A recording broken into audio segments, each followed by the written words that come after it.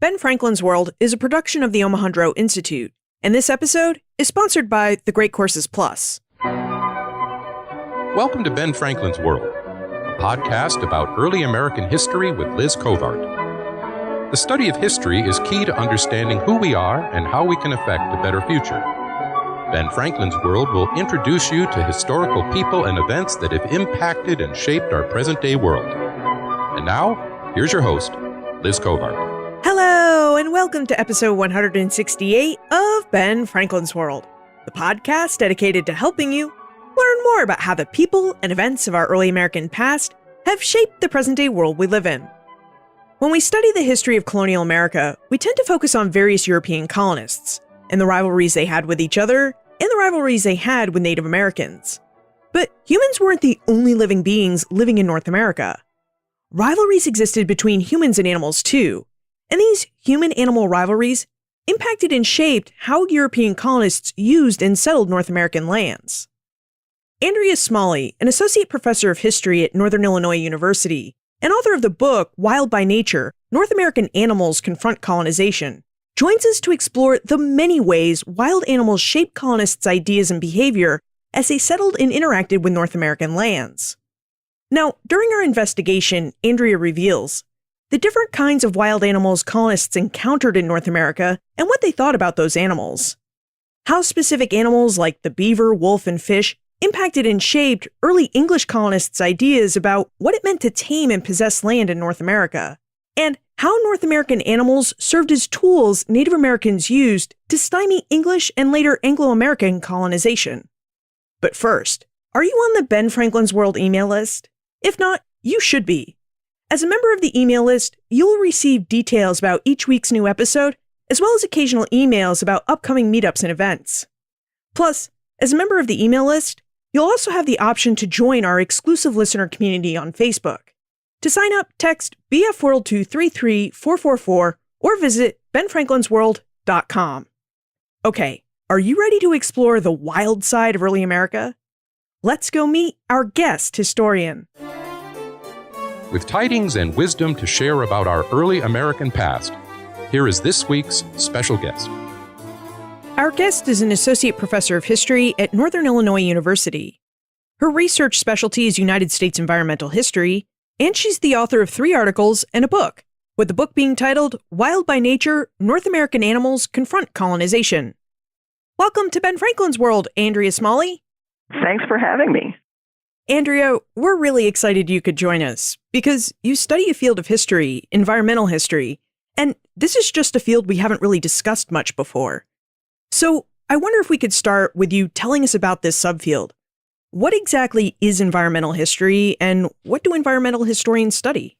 Well, I'd say that the obvious answer, of course, is environmental historians study the environment.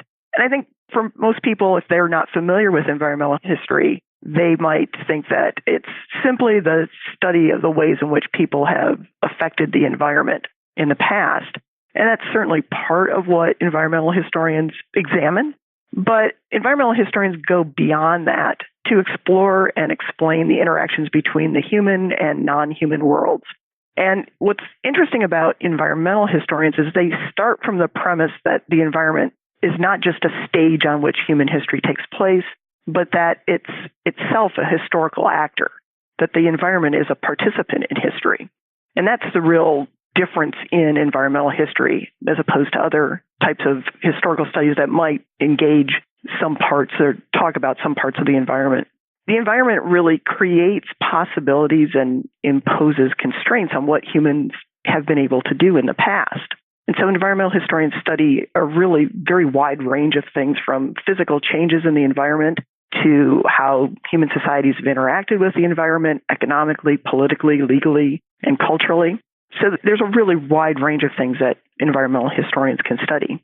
And we're going to talk about some of the interactions early Americans had with their environment today as we discuss details from Andrea's book, Wild by Nature, which explores how animals played a leading role in the colonial American story and actually altered its outcome in unanticipated ways. Andrea, why don't you set the scene for us? What kinds of animals did early colonists find as they moved into the region that you study in your book, which is the Chesapeake and southeastern region of North America? Colonists encountered many of the same creatures that we still find today in that region. White-tailed deer, porcupines, muskrats, skunks, rabbits, foxes, opossum, waterfowl, fish of all sorts. But they also encountered some animals that we might not usually associate with that region, such as bison, wolves, and cougars. Colonists also ran into some species that are now extinct, like passenger pigeon and the Carolina parakeet. For some European observers, though, they even went beyond what they observed and wrote about animals that they didn't actually encounter, but they'd heard about, that they'd heard rumors about. So some writers wrote about unicorns that might live in the interior, or John Jocelyn, for example, wrote about a tree buck that was an imaginary creature that was shaped like a deer with horns of a gummy substance and didn't have any eyes or mouth. Or he also wrote about seeing a merman in a river that grabbed hold of an Englishman's canoe. So they wrote about a whole host of different kinds of animals, both that they had seen and those that they hadn't seen. But for the most part, the interesting, the kind of important thing about the animals that European colonists encountered in the Chesapeake and the Southeast is that they were mostly benign creatures. There weren't very many harmful creatures, and most were useful in some way. Unicorns and mer people, huh? Are these rumors why you chose to study animals and how they impacted colonial settlement in the Southeast and Chesapeake? Or did you choose this geographic area for some other reason? The book is primarily a legal history. And I was looking at English colonizing and really the laws of possession that revolve around English colonizing. So I started in the Chesapeake because it's the site of the earliest permanent English settlement. And I wanted to kind of stay in the heart of English colonizing and the legal context of English colonizing. And so starting in the Chesapeake and moving across the South through the Southeast, through Virginia, across the Appalachians into Kentucky, and then ending in the Southern Plains in the 19th century, it allowed me to kind of stay in the heart of that Anglo-American legal context. Now, when the English colonists started to arrive in the Chesapeake and in the Southeast, what did they think of all the animals that surrounded their new homes? The first thing that colonizers remarked on in relation to animals was their abundance. They were amazed by how many animals were there, the varieties of animals. Early explorers and travelers' accounts can almost become tedious in their long listing of different varieties of animals, the different kinds that they saw. Many English writers worried that their audiences would think they were exaggerating the great numbers of wild creatures they encountered. And this isn't really surprising when you compare the American animal environment to the English one, which had been, even by the 17th century, had been kind of largely tamed. In the English context, in the English environment, by the early 16th century, wolves, Eurasian beaver, brown bears, wild boars, and lynx had all been more or less eliminated from the English countryside. And animals like deer and rabbits had already been legally classified as game and were protected by restricted game laws or enclosed and privately owned deer parks and rabbit warrens that only the elite had access to. So what was really remarkable to English colonists was the fact that American animals were free. And they were free in two senses. They were both unrestrained, they roamed everywhere, and that they were unowned. Nobody possessed them. So that was really the thing that seemed particularly remarkable to colonizers. Was it just the English colonists who seemed fixated on the abundance of wildlife and the different types of wildlife they saw in North America? I mean, how did the French, Spanish, and Dutch colonists react to the North American wildlife that they encountered? There are some similarities, and obviously the abundance theme runs through all of the different colonial accounts. The French, the Spanish, the Dutch, all the Europeans who come to the New World write about and remark upon the kind of almost fabulous abundance of North American animals. But for the French and the Spanish in particular, their interactions with the New World wildlife, the New World animal environment, were somewhat different. And they're different because of the different types of colonizing, the different forms of colonizing that the Spanish and the French pursue in the New World. For the Spanish, they're focusing on a lot of their texts tend to emphasize much more the strangeness of American animals. So some of the earliest natural histories of America come from Spanish writers who depicted New Spain's most unusual animal inhabitants. So they wrote about manatees or armadillos, and especially bison. French depictions of American animals tended to highlight the interactions of Native Americans and wild creatures. So how Indians used and thought about wild animals. And I think that those differences, and these are broad generalizations, obviously, but I think those differences are related to the different ways in which the Spanish and the French colonized. For the Spanish colonizers were really sort of bent on acquiring riches in silver and gold. And so exotic animals were interesting as curiosities, but that's it. They didn't see them as being particularly profitable as silver and gold. And the Spanish version of colonizing was obsessed with subjugating indigenous peoples rather than occupying their lands. So it was conquest that they were concerned with, not settlement, because that's what legitimized the crown's authority over American territories. So for the Spanish, the American animals were useful only if they could, be made subservient as well. So in a wild state, they were not very valuable. For the French, that's a very different situation where American animals were very valuable to them, particularly fish and furs quickly kind of replaced their initial dreams of finding silver and gold. So for the French, their first encounter narratives reflected the central roles that indigenous animals and indigenous people would play in shaping what would become a commercial empire in the New World. The Native Americans who trapped furs for the French to trade, they were really central in French depictions of the American animal environment. So they really highlighted the interactions between Native Americans and wild creatures.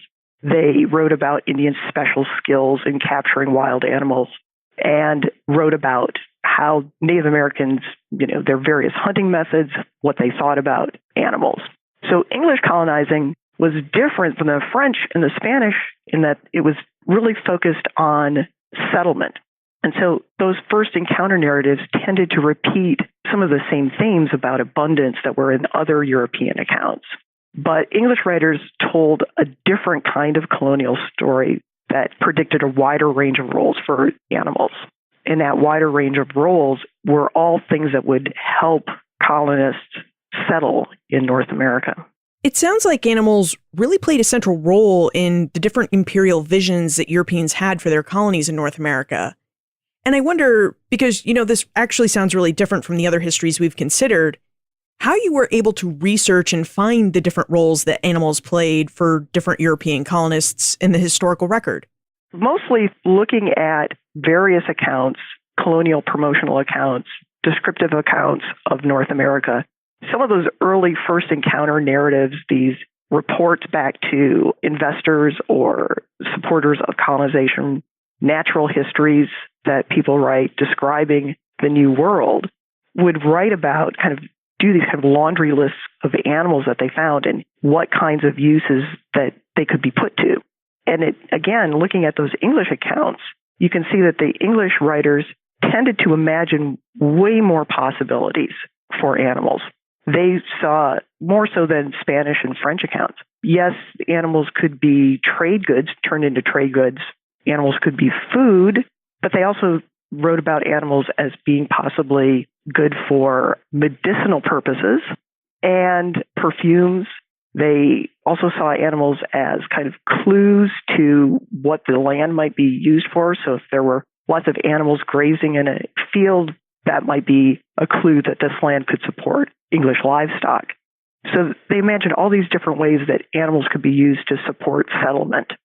Now, to what degree did animals actually impact and shape the way that English colonists settled in the Chesapeake and in the Southeast? The animals affect settlement in a variety of ways, and that's really why I study and organize the book by different animals, because each case study looks at a different animal, but also a different type of possession claim that the English make. So a different kind of legal possession claim that the English make. For the English, colonization is about possessing the land, occupying the land, possessing it, transplanting a migrant population to occupy that land, and ordering that land, drawing lines on the ground, creating a nice rational order, creating property to be privately possessed, and establishing rules that govern those little nice, neat, rational, orderly parcels of land. Throughout this period that I'm studying, though, animals, to put it colloquially, mess up that nice, rational vision that the English colonizers want to erect. And so each one of the case studies that I do is looking at a different way in which the actions of animals mess up English ideas and eventually Anglo-American ideas, legal ideas about property. Why don't we start digging into a few of Andrea's case studies? As she just mentioned, Andrea organized the chapters of Wild by Nature around different animals: beavers, wolves, deer, fish, and bison. So why don't we start by exploring her first case study, which is about beavers? Andrea, would you tell us about Bacon's Rebellion of 1676? Because in Wild by Nature, you note that we really need to view this event in the wider colonial context of the transatlantic fur trade. So why don't we start with Bacon's Rebellion? What was this rebellion about? In 1676, Nathaniel Bacon, who's a planter on the Virginia frontier, he has an overseer who is killed by Native Americans. It's not clear which group of Native Americans killed his overseer, and they commit some other attacks on other frontier farms. And Nathaniel Bacon gets together a group of other planters who live on the frontier, and they demand action from the colonial government to protect them from Native Americans. When the colonial government doesn't act quickly enough or sort of decisively enough against the Native Americans, Bacon decides to take it upon himself to create a militia to go after Native Americans and wage a sort of indiscriminate war of extermination. So this is a kind of an internal civil war between the colonial government and these backcountry planters who are wanting to exterminate Native Americans, and they try to force a war with the Native Americans. It's a short-lived rebellion.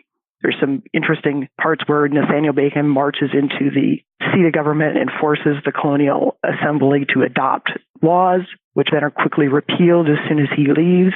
Eventually, Nathaniel Bacon gets a disease and dies, and the rebellion falls apart, and the British government takes control again. But some people have tended to see this as kind of a dress rehearsal for the revolution.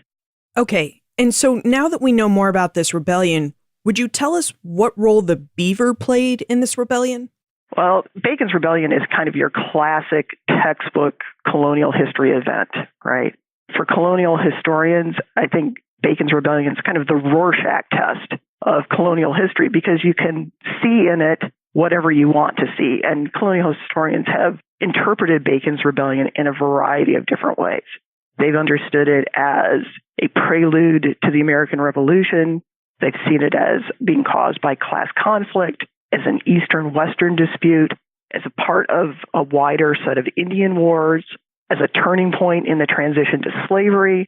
So all sorts of different interpretations of what Bacon's Rebellion was about. But if you look at what people who were involved in Bacon's Rebellion said, and what Nathaniel Bacon himself said, was that it was mostly about the beaver trade. That was the primary complaints of the rebels in Bacon's Rebellion, was that the colonial governor, William Barclay, had monopolized the beaver trade. They saw the colonial government protecting Native American middlemen in the beaver trade at the expense of frontier farmers who were being exposed to attacks by Native Americans. So for Bacon and his followers, they saw control over the beaver trade as the main issue. So to understand what was going on with the Chesapeake beaver trade, in this case, we're talking about beavers that were not in the Chesapeake. The best beaver hunting territories were farther away, were in the interior of the continent, around the Great Lakes, in the lake country of northern New York, in Canada.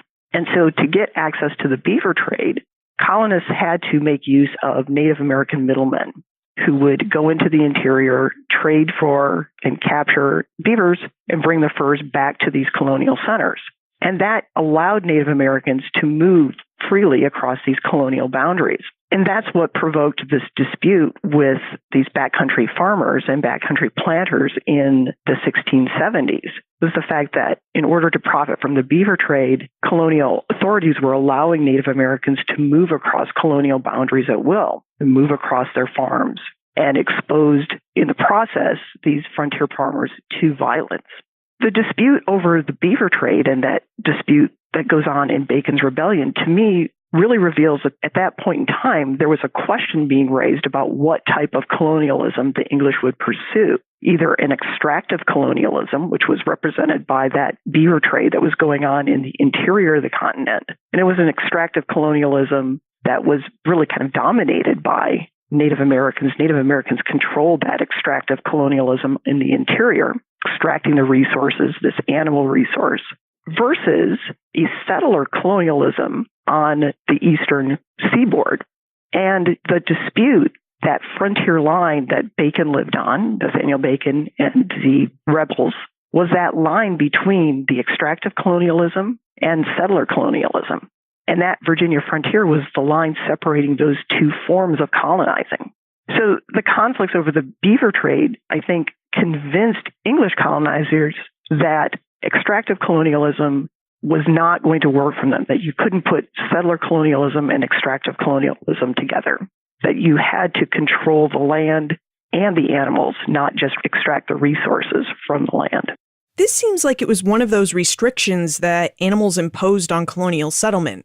That the beaver and the quest to acquire its pelts highlights how extractive colonization didn't work for the English who settled and practiced settler colonialism in the Chesapeake.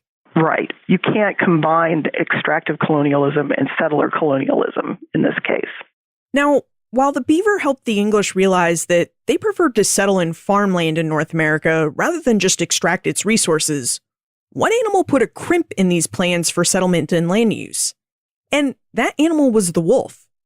Andrea, would you tell us about the English colonists' experiences with wolves?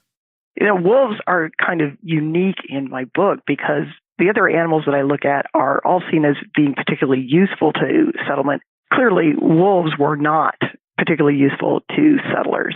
In some ways, wolves kind of stand for a whole class of animals, predators that are predators and pests or vermin species that settlers wanted to eliminate. It's also, what's interesting about wolves, the wolf story, is that it's a contrast with the beavers, where the beavers were a distant animal resource that for colonizers in the Chesapeake, they rarely encountered in a living state. They only encountered them in the form of furs. Wolves had a very direct effect on animals and on people in the Chesapeake. The problems with wolves was that wolves really attacked the basis for colonial settlement, and particularly in the English understandings of legal possession. So for the English, legal possession rested on productive use of the land, and that involved improving the land.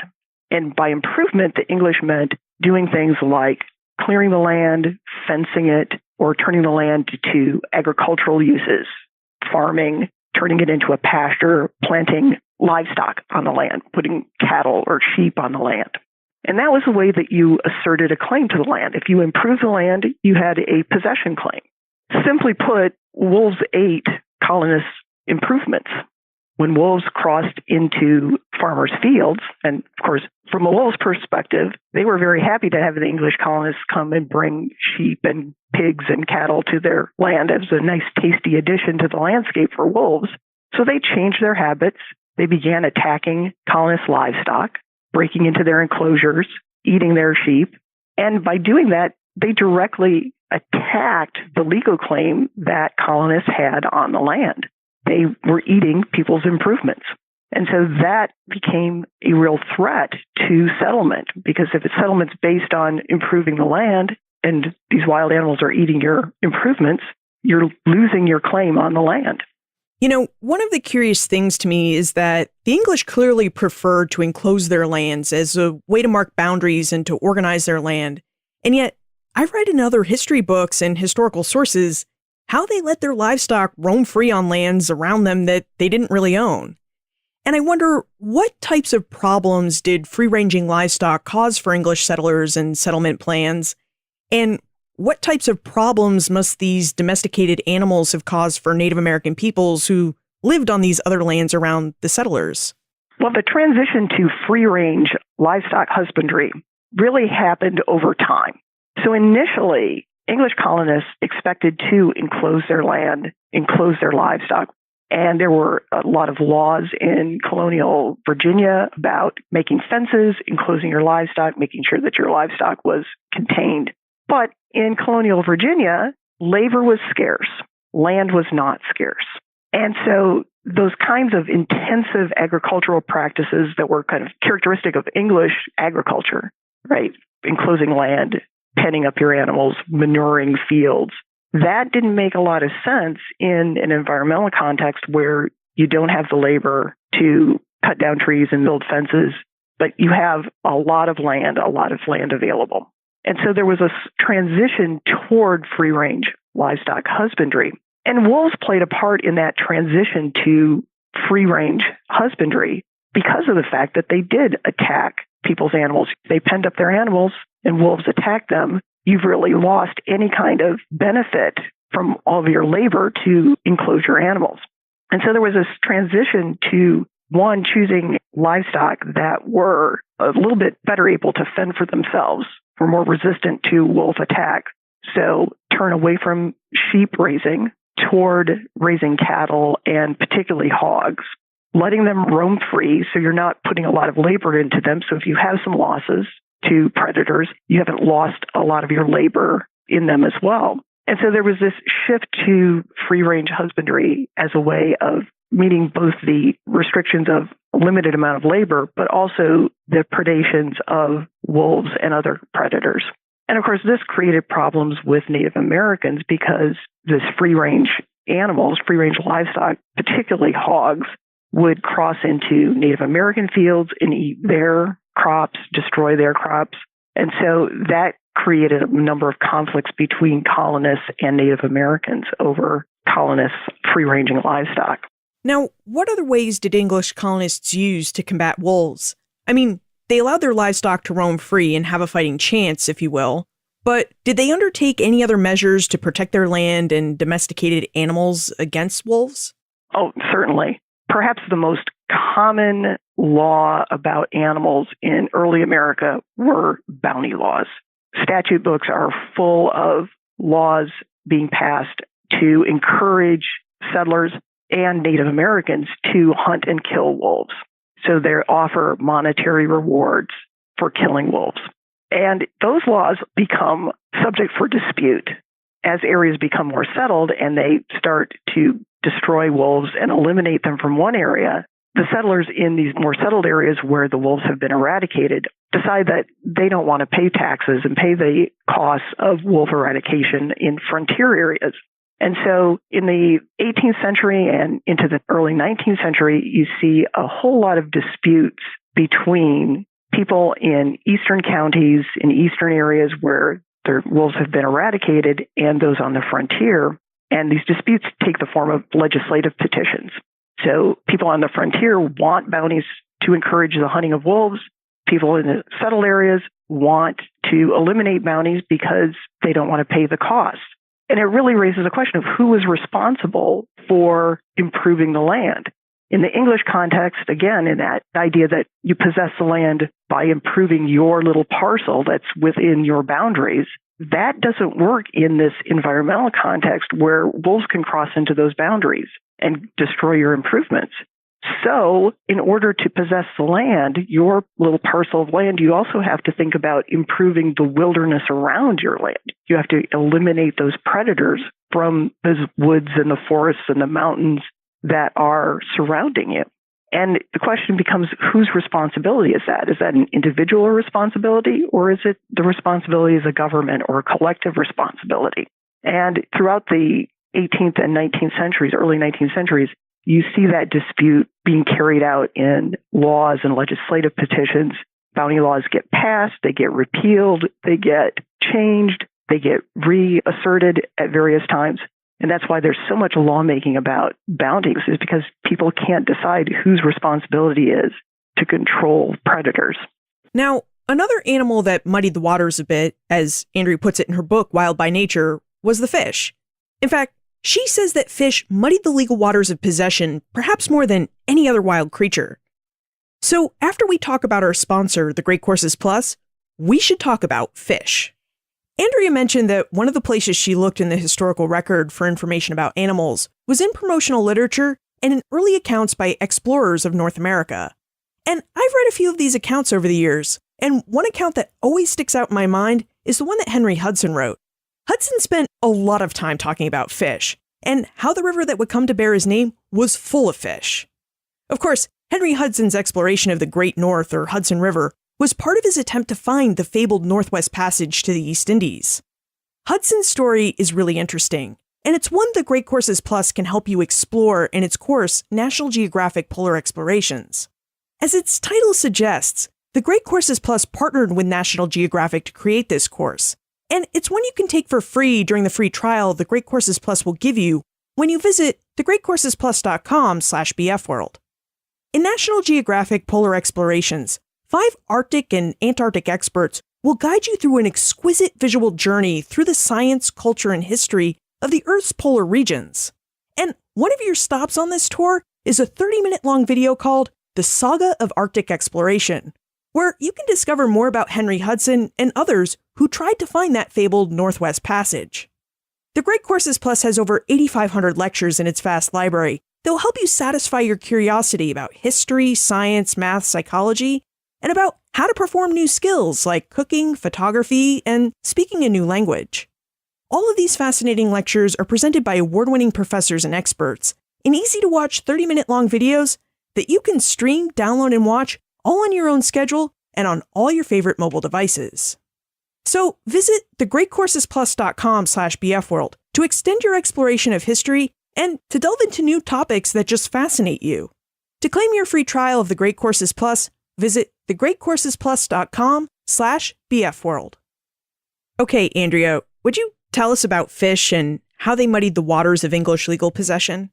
Well, the fish, again, it goes back to this idea that is there from the earliest encounters in North America with the animals, is this idea that people should have free access to American animals, that is this incentive for settlement. It's what you hold out to potential migrants to say that if you come here, you have access to these animal resources that you can use, and that no one owns the animals. So that's really what it comes down to, that animals are unowned, they're free, and they're wild. And so fish are a really important resource to early settlers, particularly what are known as anadromous fish. So these are the fish that are born in freshwater, migrate to the ocean, to saltwater, and then come back to freshwater streams to spawn. Fish like herring, shad, that migrate at particular times of the year and in great numbers. So in these rivers that are coastal rivers that flow inland, you have seasons where the fish are migrating in vast numbers. They're fairly easy to catch, and so they become a really important food resource and a commercial resource as well to settlers. But the problem with fish is that they swim. And in swimming along a river, they end up swimming through different types of property law regimes, depending on where they're at. So in Anglo-American law, just to back up a little bit here, one of the key ideas in Anglo-American property law is the notion of severability, which is the idea that you can take the natural world and you can divide it up into its different attributes. And you can apply different laws or rules of ownership to those different attributes. And so a river, along the length of an entire river, you might have many different types of property law arrangements along that river. You could have private property on the banks of the river, but this middle of the river could be a public highway. There can be a fishing stand that is a common property, has common use rights attached to it. So there's different property regimes all along the river, but the fish are in the river and they essentially are swimming through all of those different property regimes. And so people's access to the fish, which they believe is free access, it is an open access resource, they should always be able to have access to it. But depending on where the fish are at, they might not be able to reach them.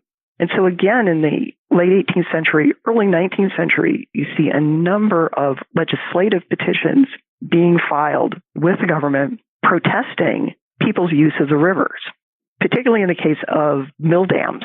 In the late 18th, early 19th century, rivers are becoming much more industrialized. You have people building mill dams and grist mills, sawmills, and appropriating the current of the river to run their mill. The person who builds a mill doesn't really care about the fish.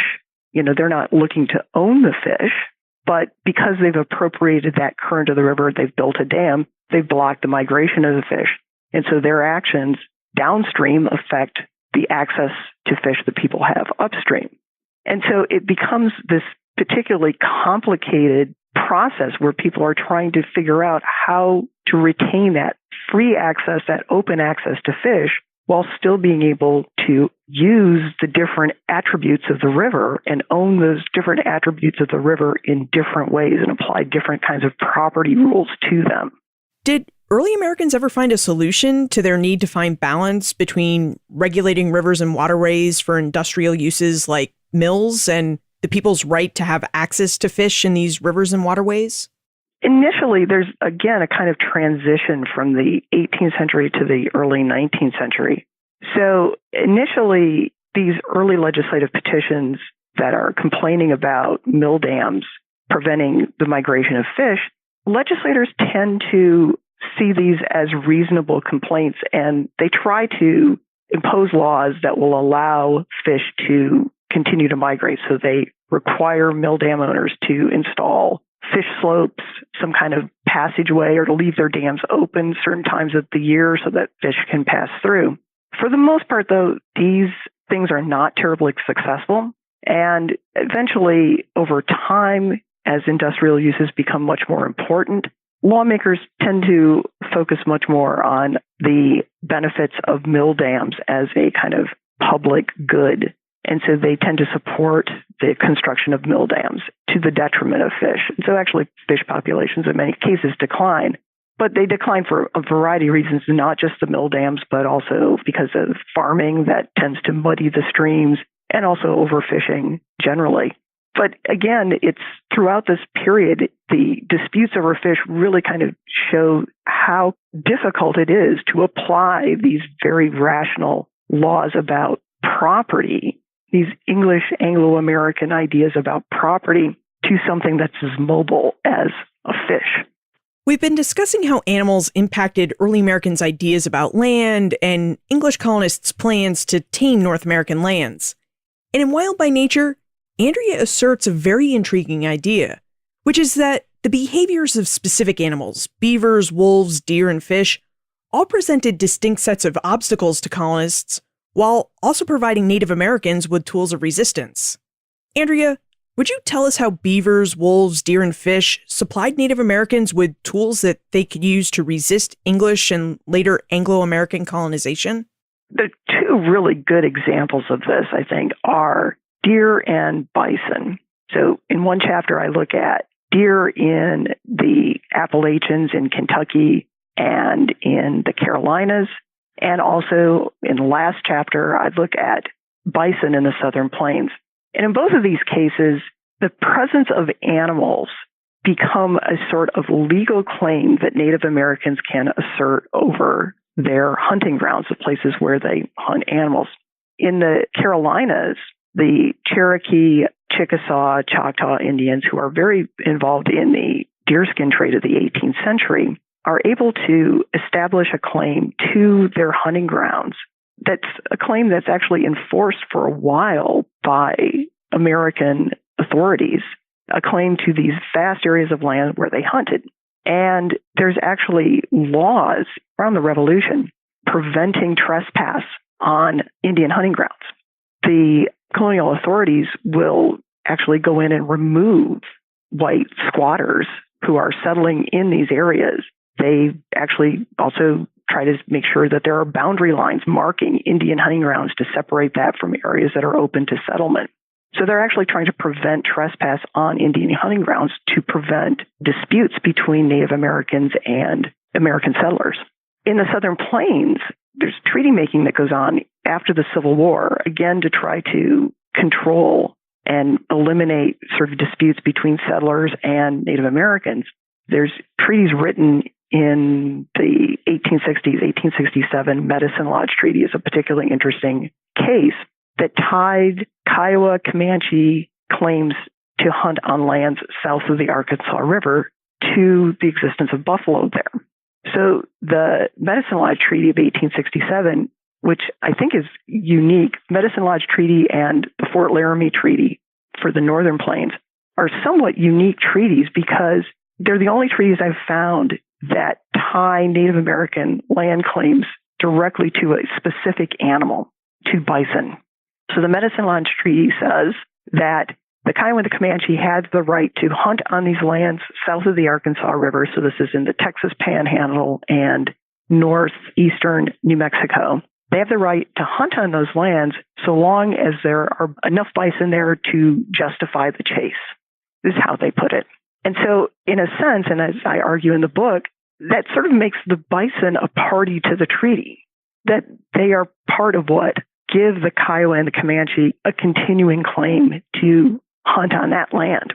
So for the Kiowa and the Comanche, this claim to hunting grounds is particularly important. For the people who are negotiating this treaty, the Indian agents who negotiate this treaty, for them, they don't see that claim as being terribly important.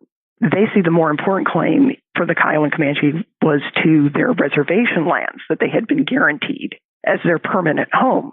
But for the Kiowa and Comanches, who were highly mobile people who had economies and sort of societies that were based on buffalo hunting, actually that claim to the buffalo hunting grounds was much more important. And it was also an interesting treaty because of the idea that it was tied to kind of an unspecified number of buffalo, so long as there were enough there to justify the chase. Well, the Indian agents, American Indian agents, had a very different idea of what that number was compared to the Kiowa and the Comanche. American Indian agents who negotiated that treaty believed that the number of buffalo that were still in the areas south of the Arkansas River were already so few that it really didn't justify the chase. To them, this was a moot point. To the Kiowa and the Comanche, however, so long as there was one buffalo south of the Arkansas River, they still had a claim to that land. So tying these land claims to animals gave Native Americans at least a kind of legal standing that allowed them to make an argument that they still had a sort of legal claim to these lands that settlers wanted. And now it's time for the Time Warp. This is a fun segment of the show where we ask you a hypothetical history question about what might have happened if something had occurred differently or if someone had acted differently.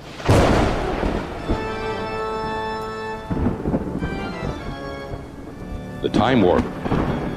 Historians can't predict the future, but they can speculate about what might have been.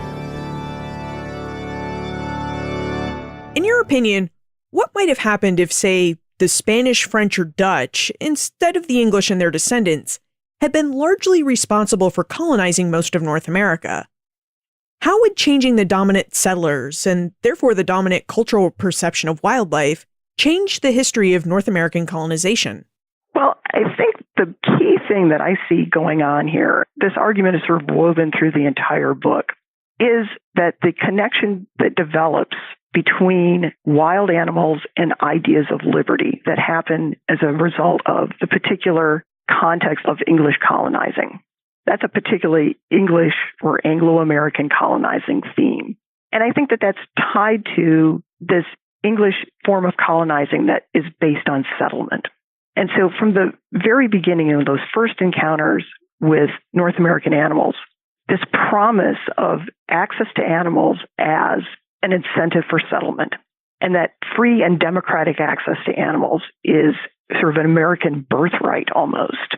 That is, I think, tied particularly to this English form of colonizing that would have been very different had it been the Spanish or the French, for example, where their colonizing was based, particularly in relation to animals, was based much more on, particularly, let's say, the French, on extraction, on this extractive colonialism.